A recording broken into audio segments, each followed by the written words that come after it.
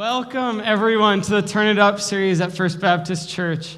Before we dive in this morning, I just want you guys to all ask yourself a question. What do these words mean to you? Turn it up. Maybe you think of those frustrating moments when you have no idea what's happening on the television screen because of your noisy kids, but somebody else is holding the remote, and all you can think of is just to yell, "Turn it up!" Or maybe your head goes to those warm springtime afternoon drives. You're out cruising with your windows down, and your favorite song comes on the radio, and you just can't help but turn it up.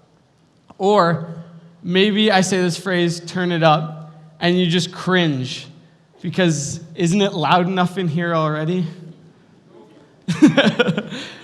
But what if turn it up could mean something completely different? What if rather than turning up the volume on our television or our radio or on our band, you could turn up the volume on your life? What if you could press the mute button on all your doubts and fears and frustrations, all while turning up the sense of fulfillment you feel on a daily basis? What if instead of hitting that plateau where the volume knob just won't go any further, you can still manage to turn your life, your calling, your faith up to the next level? Well, over the next 4 weeks, we're going to be talking about how we believe you can do just that. We're going to hear personal stories from some people who have turned it up in a few key areas of their lives and how that's shaped their faith and their sense of significance.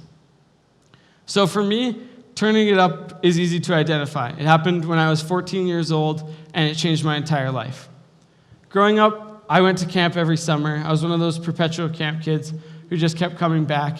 And as such, I was starting to pride myself on knowing lots about God.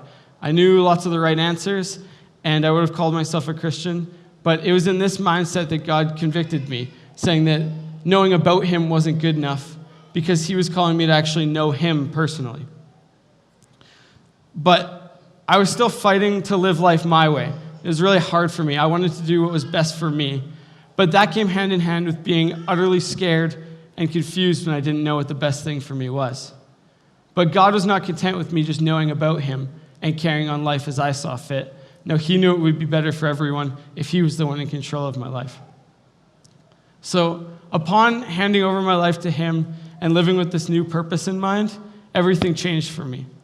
I started to think bigger, I started to love better, and I started to live a louder life. No, handing over the reins to him wasn't easy, but it made all the difference. I gained peace, and the pressures of this world were alleviated. I know that despite uncertainty and fear and confusion, I'm going to be okay because my life is held in the most capable and safe hands imaginable.